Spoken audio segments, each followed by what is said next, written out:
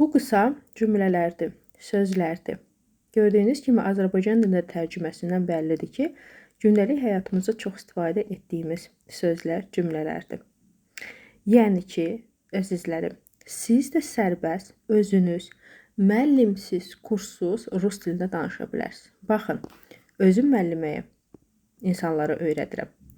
Amma yenə də deyirəm, bu metodikamın əsnasında, kitabımın əsnasında siz sərbəst, müəllimsiz, kurssuz, rahat rus dilində danışa bilərsiniz.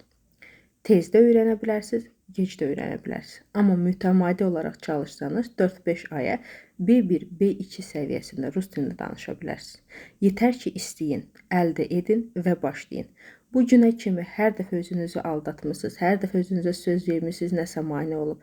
Artıq buna bir bəhanə tapa bilməyəcəksiniz. Əldə edirsiniz və başlayırsınız.